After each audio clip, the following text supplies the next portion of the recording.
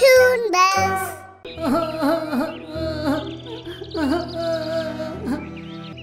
తమ్ముడు మిట్టు, నువ్వు ఎందుకు ఏడుస్తున్నావు? మా అమ్మ ఆరోగ్యం అస్సలు బాగాలేదు. డాక్టర్ కుందేలు ఏం చెప్పారంటే తనకి బాగా అవ్వాలి అంటే నీలం కొండ తోటలో దొరికే ఆకుపచ్చ పువ్వు తినిపించాలి. అది ఇప్పుడు మీ ఇద్దరి దగ్గరే ఉంది. నువ్వు అసలు ఏం మాట్లాడుతున్నావు? ఈ పువ్వు నేను చాలా కష్టపడి సంపాదించాను. ఇది నీకు ఇచ్చి ఇంకోటి తీసుకురావడానికి వెళ్తే సాయంత్రం లోపు నేను తిరిగి రావడానికి చాలా కష్టమవుతుంది.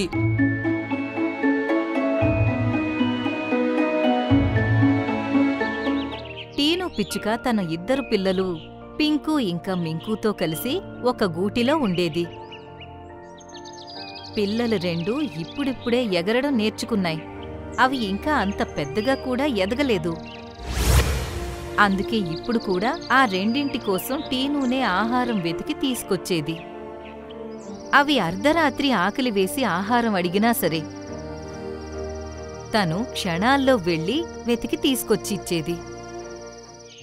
పింకు, నీకొక విషయం అర్థం కావడం లేదు. మిగతా పక్షులు ఆహారం వెతకడానికి రోజంతా కూడా కష్టపడతారు. అలాగే ఒక్కోసారి రాత్రి ఆహారం తీసుకురాకుండానే వచ్చేస్తారు. కానీ మన అమ్మ మాత్రం అర్ధరాత్రి వేళ మనకి ఆకలి వేసినా దాహం వేసినా నీళ్లు ఆహారం మన కోసం తీసుకుని వస్తుంది. ఎక్కడి నుంచి తీసుకొస్తుందో. ఆ రెండూ కలిసి ఒక ప్లాన్ వేశాయి. ఒకరోజు రాత్రి దాదాపు 12 గంటలకి రెండూ లేచి గోల చేయడం మొదలుపెట్టాయి. అమ్మా, అమ్మా, నాకు చాలా ఆకలిగా ఉంది. అరే నాన్నా, మీకున్నట్టుండి ఇంత రాత్రిపూట ఆకలెందుకు వేస్తుంది? అమ్మా, ఆకలి వేస్తుంది కనుకే చెప్తున్నాము. ఇప్పుడు మేమేం చేయాలి? ఏం కాదు పిల్లలు, నేనిప్పుడే వెళ్ళి మీకోసం తినడానికి ఏదైనా తీసుకొస్తాను. అలా అంటూ టీను వెంటనే ఎగిరిపోయింది. దాదాపు 10 నిమిషాల తర్వాత ఒక చిన్న ఇంటి దగ్గరకు వెళ్లి ఆగింది. హే నా మాయావి ఇల్లు, నాకు త్వరగా ఏదైనా తినడానికివ్వు. నా పిల్లలిద్దరు ఆకలితో ఉన్నారు. తను అలా అన్న వెంటనే అక్కడ ఒక యాపిల్ ప్రత్యక్షమైంది. ఇంతలోనే తన పిల్లలు రెండూ అక్కడికి చేరుకున్నాయి. అమ్మా, ఏంటిది? నీకొక మాయావి ఇల్లు కూడా ఉందా? పిల్లలు, మీరిక్కడేం చేస్తున్నారు? అమ్మా, మేము నీ వెనకాల ఎగురుకుంటూ వచ్చాము. ఇప్పుడు ఒక విషయం చెప్పమ్మా. నీ దగ్గర ఒక మాయావి ఇల్లుంటే దాని గురించి మాకు ఇంతవరకు ఎందుకని చెప్పనేలేదు? పిల్లలు, నాకీ మాయావి ఇల్లు నీలం దేవకన్య ఇచ్చింది. నాకు ఎప్పటికీ భోజనం అలాగే నీటికి సమస్య రాకూడదని. దాంతోపాటు ఇంకొక విషయం చెప్పింది. ఈ ఇంట్లో కేవలం దీనికి అర్హులైన పక్షులు మాత్రమే ఈ ఇంట్లో ఉండగలరని. నేను మీకు ఈ విషయం గురించి ఎందుకు చెప్పలేదంటే మీరు పెద్దయ్యాక ఇందులో ఉండడానికి అర్హులవుతారు. అప్పుడు నేను మిమ్మల్ని ఇందులో ఉండడానికి తీసుకొద్దామని. అయితే అమ్మ, మేము ఇందులో ఉండడానికి యోగ్యులమో కాదో ఎలా తెలుస్తుంది? అప్పుడే ఒక దేవకన్య అక్కడ ప్రత్యక్షమైంది. మీరిద్దరూ చాలా ధైర్యం అలాగే కష్టంతో కూడిన పని చేయాల్సి ఉంటుంది. నేను చెప్పేది జాగ్రత్తగా వినండి. మీరిక్కడి నుండి నీలం కొండపైకి వెళ్లాల్సి ఉంటుంది. అది దాటిన తర్వాత మీకు ఒక తోట కనిపిస్తుంది. ఆ తోటలో ఆకుపచ్చ రంగులో మెరుస్తున్న పువ్వు పూస్తుంది. మీరిద్దరూ ఆ పువ్వుని రేపు సాయంత్రం లోపు ఇక్కడికి తీసుకురావాలి. ఒకవేళ మీరిద్దరూ అలా చేయగలిగితే మీరిద్దరూ మీ అమ్మతో కలిసి ఈ ఇంట్లో ఉండడానికి అర్హులవుతారు. నేను ఆ పువ్వు కోసం వెళ్తున్నాను. బాయ్ బాయ్ పింకు సోదరా. అలా అంటూ మింకు అక్కడి నుండి వెళ్లిపోయాడు. అమ్మ, నేను కూడా వెళ్తాను. మేమిద్దరం ఆ పువ్వుని ఒకేసారి తీసుకొని తిరిగొస్తామని ఆశిస్తున్నాను. ఇంకా పింకు కూడా అక్కడి నుండి బయలుదేరాడు. రెండూ అలా వెళుతూ ఉండగా చూసి టీను మురిసిపోయింది. ఉదయం అయ్యేసరికి ఆ రెండూ నీలం కొండకి చేరుకున్నాయి. ఓ అయ్యో దేవుడా, ఇక్కడ రక్తం గడ్డకట్టే అంత చలి ఉంది. ఒకవైపు మంచు కురుస్తుంది. ఆ రెండూ చాలా కష్టంగా ఎగురుతున్నాయి. దాని తర్వాత దాదాపు అరగంట సేపు ఎగిరిన తరువాత వాటికి ఒక తోట కనిపించింది. అందులో అన్ని రకాల పువ్వులు ఉన్నాయి. ఎప్పి, చివరికి నేను తోటకు చేరుకున్నాను. ఇంకా త్వరగా నేను ఆ పువ్వును కూడా వెతికేస్తాను. అలా అంటూ మింకు ఒకవైపుకి ఎగిరాడు. అలాగే పింకు కూడా అక్కడ ఆకుపచ్చ రంగు పువ్వుని వెతుకుతున్నాడు. దాదాపు అవి రెండు 4 గంటలు వెతికిన తరువాత మింకుకి ఆకుపచ్చ రంగు పువ్వు కనిపించింది. అవును, నేను కనిపెట్టేశాను. మింకు వెంటనే ఆ మొక్క దగ్గరకు వెళ్ళాడు. ఈలోపు పింకు కూడా అక్కడికి చేరుకున్నాడు. ఓహో, అంటే చివరికి నువ్వు కూడా ఈ మొక్కను కనిపెట్టేశావా? మనమిద్దరం అన్నదమ్ములం మింకు, అందుకే మనం ఇద్దరం ఆ ఇంట్లో ఉండడానికి యోగ్యులమని నిరూపించుకుంటే బాగుంటుంది. సరే, చూద్దాంలే. Bye bye. అలా అంటూ మింకు పువ్వు తెంపి దాన్ని నోటితో పట్టుకుని ఎగిరిపోయాడు. ఆ తర్వాత పింకు కూడా ఆలస్యం చేయకుండా ఆ ఆకుపచ్చ పువ్వుని తీసుకుని తమ ఇంటికి బయలుదేరి వెళ్ళిపోయాడు. తిరిగి వచ్చేటప్పుడు అవి రెండు మళ్లీ మంచుకొండల నుండి రావాల్సొచ్చింది. అందుకు అవి చాలా అలసిపోయాయి. ఇంకా ఇంటికి కేవలం ఒక అడవి అంత దూరం మాత్రమే ఉంది. అందుకే అవి ఒక రాయి మీద కూర్చుని విశ్రాంతి తీసుకుంటున్నాయి. అప్పుడే వాటికి ఒక శబ్దం వినిపించింది.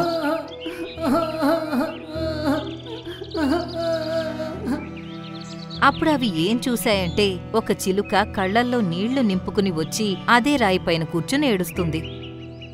తమ్ముడు మిట్టు, నువ్వు ఎందుకు ఏడుస్తున్నావు? ఈ ప్రశ్న విని మిట్టు ఆ అన్నదమ్ముల వైపు చూడగానే తన మొహంలో సంతోషం కనిపించింది. ఇప్పుడు నేను ఏ కారణంగా ఏడుస్తున్నానో మీరిద్దరూ నాకున్న సమస్యని దూరం చేయగలరు.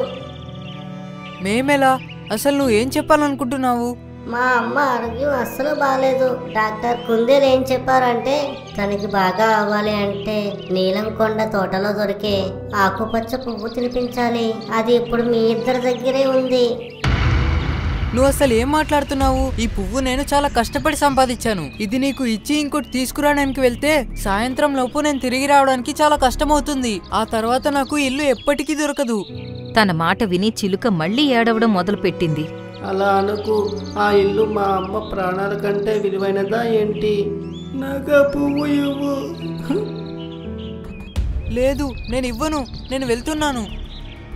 అలా అంటూ మింకు పువ్వు తీసుకుని ఎగిరిపోయాడు. కాని చిలుక తన అమ్మ కోసం అలా ఏడవడం చూసి పింకుకి జాలి కలిగి తనతో ఇలా అంది. ఈ పువ్వు నువ్వు తీసుకెళ్ళు మిత్రమా. మీ అమ్మ ప్రాణాల్ని కాపాడుకో. ఆ ఇల్లు మీ అమ్మ ప్రాణాల కన్నా విలువైంది కాదు.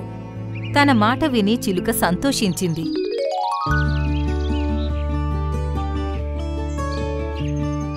చాలా చాలా కృతజ్ఞతలు మిత్రమా. దేవుడు నిన్ను భవిష్యత్తులో చాలా పైకి తీసుకెళ్ళాలి. అక్కడ్నుండి వెళ్ళిపోయింది. తనని అలా వెళుతూ ఉండగా చూసి పింకు సంతోషించాడు. కాసేపట్లో మింకు నోటితో పువ్వుని పట్టుకుని తన అమ్మ దగ్గరకు చేరుకున్నాడు. నేను గెలిచాను, పువ్వు తీసుకొచ్చాను. అభినందనలు నాన్న. కాని పింకు ఎక్కడున్నాడు? తను కూడా వస్తూ ఉంటాడు. ఇంతలోనే పింకు ఒట్టి చేతులతో అక్కడికి చేరుకున్నాడు. పింకు నాన్న, నువ్వు పువ్వులెందుకు తీసుకురాలేదు? పువ్వు తీసుకొచ్చి మింకు తన అర్హత నిరూపించుకున్నాడు. ఇంకా ఇప్పుడు ఈ ఇంట్లో నాతో పాటు తను కూడా ఉంటాడు. ఏం పర్వాలేదమ్మా, తను నా తమ్ముడే కదా. తను గెలిచినందుకు నాకు సంతోషంగా ఉంది. ఎప్పి, నేను ఇంట్లోకి వెళ్తున్నాను. మింకు ఇంటి లోపలికి వెళ్లడానికి ప్రయత్నిస్తూ ఉండగా ఇంటి తలుపు దానంతటదే మూసుకుపోయింది. అయ్యో అమ్మా, ఇదేంటి? అది చూసి ముగ్గురూ ఆశ్చర్యపోయారు. ఇంతలోనే మళ్ళీ అక్కడ దేవకన్య ప్రత్యక్షమయ్యింది. మింకు, మీ అమ్మ తన జీవితంలో ఎదుటి వాళ్లకు చాలా సహాయం చేసింది. ఎన్నో జంతువులకి కష్టాల్లో ఎంతో సహాయపడింది. అది చూసి సంతోషంతో నేను తనకి ఈ ఇల్లు బహుమతిగా ఇచ్చాను. మీ ఇద్దరినీ ఆ పువ్వుల కోసం పంపించటం మీకు పెట్టిన పరీక్షలో ఒక భాగం మాత్రమే. ఆ చిలుక ఎవరో కాదు, అది కూడా నేనే. పింకు తన స్వార్థం కోసం ఆలోచించకుండా ఆ పువ్వుని తనతో పెట్టుకోలేదు. నిజానికి దాన్ని త్యాగం చేసింది. ఇంకోవైపు నువ్వు ఎంతో క్రూరత్వంగా చిలుకకు సహాయం చేయకుండా ఆ పువ్వుని తీసుకుని ఇక్కడికి వచ్చేశావు. మరి చెప్పు, ఈ ఇంట్లో ఉండటానికి నువ్వు అర్హుడు ఎలా అవుతావు? తన మాట విని మింకు అంత స్వార్థంగా ఆలోచించినందుకు పశ్చాత్తాపపడ్డాడు. మీరు చెప్పింది నిజమే దేవకన్య. నాకు ఈ ఇంట్లో ఉండటానికి అర్హత లేదు. నా సోదరుడు పింకుకే నిజమైన అర్హత ఉంది. ఆ ఇంట్లో తనే ఉండాలి. అప్పుడు తలుపు మళ్లీ తెరుచుకుంది. పింకు చాలా సంతోషంగా దాని లోపలికి వెళ్ళాడు.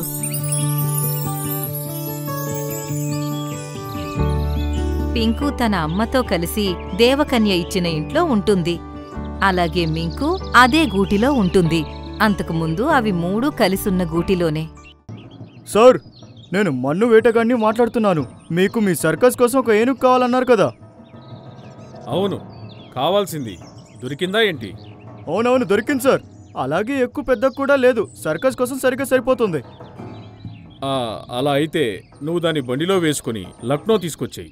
అది ఇక్కడికి చేరిన వెంటనే నీకు డబ్బులు అందుతాయి. ఒక అడవిలో ఒక చిన్న ఏనుగు దాని తండ్రి ఏనుగుతో కలిసి ఉండేది. కాని దాని దురదృష్టం చూడండి, అది జన్మించిన వెంటనే దాని తల్లి, అలాగే అది కాస్త పెద్దయ్యాక దాని తండ్రి ఇద్దరూ ఈ ప్రపంచాన్ని వదిలేసి వెళ్ళిపోయారు. ఏనుగు అనాథ కావడంతో ఒంటరిగా మిగిలిపోయింది. అలాగే అడవిలో ఉన్న మిగతా జంతువులు కూడా దాంతో పక్షపాతం చూపించేవి. హలో స్నేహితులారా, ఎలా ఉన్నారు? ఏమన్నావు నువ్వు? స్నేహితులారన్నావా? నీతో ఎవరు చెప్పారు మేము నీ స్నేహితులవని? కాకపోతే ఇప్పుడవుదాము. రోజు మీ అందరూ కలిసి ఆడుకోవడం చూసి నాకు కూడా మీతో ఆడుకోవాలనిపిస్తుంది. ప్లీజ్ నన్ను కూడా మీ గ్యాంగ్లో చేర్చుకోరా. అప్పుడు నేను కూడా మీ అందరితో కలిసి ఆటని ఎంజాయ్ చేస్తాను. ఇది నీ దురదృష్టం. నువ్వు చాలా పెద్దగా ఉన్నావు, అలాగే బద్ధకం కూడా. అందుకే మాకు నీలాంటి జంతువులతో స్నేహం చేయటంలో ఎటువంటి ఇంట్రెస్ట్ లేదు. పదండి స్నేహితులారా. అలా అంటూ అవన్నీ అక్కడి నుండి వెళ్ళిపోయాయి. కాని ఏనుగు దాని దీనమొహంతో తిరిగి గుహలోకి వెళ్ళిపోయింది. ఇప్పుడు అది అనాథ, అలాగే ఒంటరిగా ఉండిపోయిన బాధని అది తట్టుకోలేకపోతోంది. ఉన్నట్టుండి ఒకరోజు ఒక కోతి అరుస్తూ గోల చేస్తూ అడవిలోకి వచ్చింది. అందరు పారిపోండి, పారిపోండి! పట్నం నుండి కొంతమంది వేటగాళ్ళు వచ్చారు. మనందరి ప్రాణాలు ప్రమాదంలో ఉన్నాయి. ఈ విషయం విని జంతువులన్నీ వాటి ప్రాణాలు కాపాడుకోవటానికి దట్టమైన అడవిలోకి పరిగెడుతున్నాయి. వేటగాడు అడవిలోకి వచ్చినప్పుడు అడవంతా ఖాళీగా ఉండడం చూసి ఆశ్చర్యపోయాడు. విచిత్రంగా ఉంది. ఇంత పెద్ద అడవిలో ఒక జంతువు కూడా లేదా? ఇలా అయితే నా పని అయిపోయినట్లే. అతను తిరిగి వెనక్కి వెళ్ళడానికి తిరగగానే అతనికి ఏనుగు తన వైపుకు వస్తూ కనిపించింది. ఇదేంటి విచిత్రంగా ఉంది? ఒక ఏనుగు నన్ను చూసి భయపడి పారిపోకుండా నేరుగా నా వైపుకే వస్తుంది. అవును వేటగాడా, నేను నీ దగ్గరికి ఎందుకొచ్చానంటే నువ్వు నన్ను నీతో తీసుకెళ్తావని. నాకు ఈ అడవిలో అస్సలు ఉండాలని నాకు అనిపించడం లేదు. ఒకవేళ నువ్వు తలుచుకుంటే నన్ను చంపి కూడా తినేయొచ్చు. ఈ మాట విని వేటగాడి మొహం సంతోషంతో వెలిగిపోయింది. అతను ఏనుగుని తన టెంట్ దగ్గరికి తీసుకెళ్లాడు. అక్కడికి వెళ్లిన తరువాత దాన్ని ఒక తాడుతో కట్టేశాడు. ఆ తర్వాత ఒకరికి కాల్ చేశాడు. సార్, నేను మన్ను వేటగాడిని మాట్లాడుతున్నాను. మీకు మీ సర్కస్ కోసం ఒక ఏనుగు కావాలన్నారు కదా? అవును, కావాల్సింది దొరికిందా ఏంటి? అవునవును, దొరికింది సార్. అలాగే ఎక్కువ పెద్ద కూడా లేదు. సర్కస్ కోసం సరిగ్గా సరిపోతుంది. అలా అయితే నువ్వు దాన్ని బండిలో వేసుకుని లక్నో తీసుకొచ్చేయి. అది ఇక్కడికి చేరిన వెంటనే నీకు డబ్బులు అందుతాయి. అలాగే అలాగే, ఇంకా ఉంటాను. అలా అంటూ వేటగాడు ఫోన్ని కట్ చేసేశాడు. నువ్వు ఒక సర్కస్కి వెళ్ళబోతున్నావు అని తెలిస్తే నీకు చాలా సంతోషంగా ఉంటుంది. అక్కడ నీకు తినడానికి అలాగే ఉండటానికి కూడా అన్ని సౌకర్యమైన ఏర్పాట్లున్నాయి.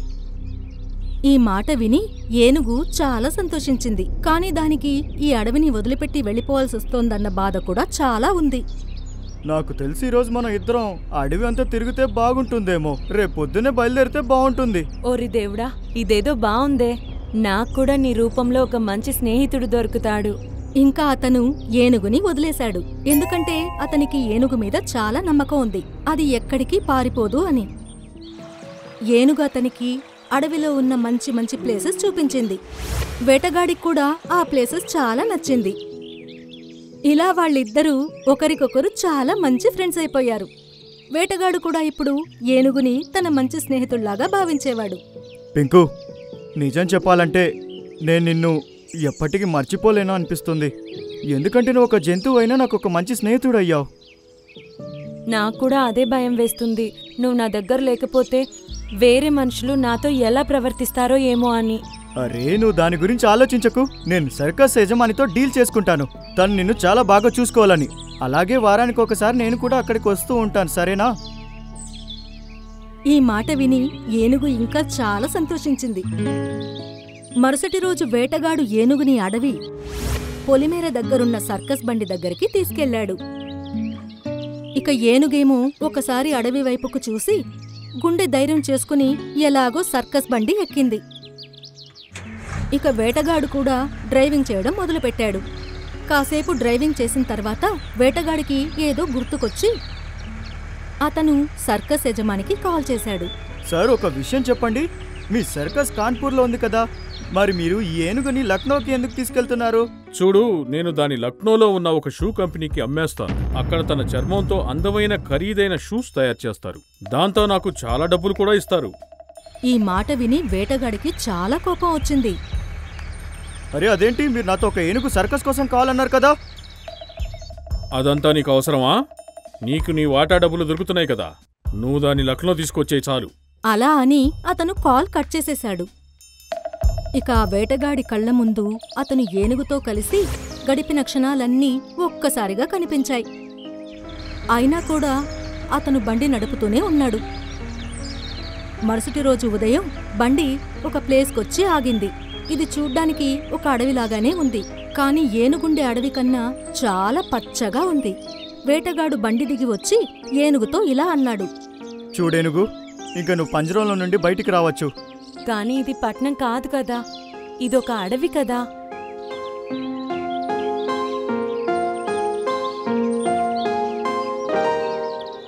అవును, ఎందుకంటే ఆ సర్కస్ యజమాని నేను ఒక షూస్ తయారు చేసే కంపెనీకి అమ్మాలనుకుంటున్నాడు. వాళ్ళని చంపి నీ చర్మంతో షూస్ తయారు చేయాలనుకున్నారు. ఏంటి? అవును, కానీ నేను నిన్ను నా స్నేహితుడు అన్నాను కదా, అందుకే నేను నా స్నేహితుడిని చావటానికి తీసుకెళ్లలేను. అందుకే నేను ఇక్కడికి తీసుకొచ్చాను. ఈ మాట విన్న వెంటనే ఏనుగు కళ్లల్లో నీళ్లొచ్చేశాయి. అది వేటగాడి దగ్గరికి వెళ్లి అతన్ని తన తొండెంతో ముద్దు పెట్టడం మొదలుపెట్టింది. కాని మిత్రమా, మరి ఇది కూడా ఒక అడవే కదా, ఇక్కడ కూడా నేను ఒంటరిగానే ఉంటాను. ఎలా అయితే అక్కడ ఉండేదాన్నో. అరే కాదు, ఇక్కడ ఇంకా చాలా ఏనుగులున్నాయి.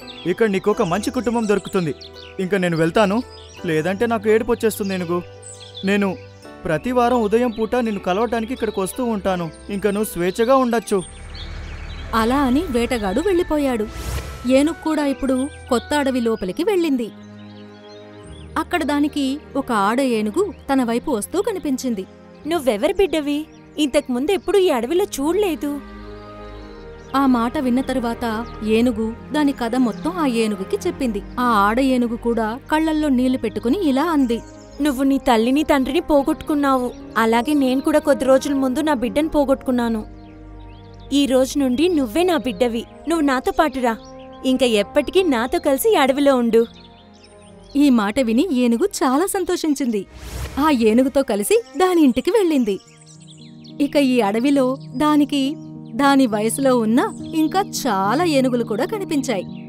అవన్నీ కూడా దానికి స్నేహితులైపోయాయి. అలాగే మిగిలిన వాళ్లతో పరిచయం అవ్వడంతో జీవితం ఇంకా అందంగా మారిపోయింది. ఇంకోవైపు ప్రతి వారం అడవి పొలిమేరలో వేటగాడు దాన్ని కలవడానికి వచ్చేవాడు. ఏనుగు సంతోషంగా ఉండడం చూసి అతను కూడా చాలా సంతోషించాడు.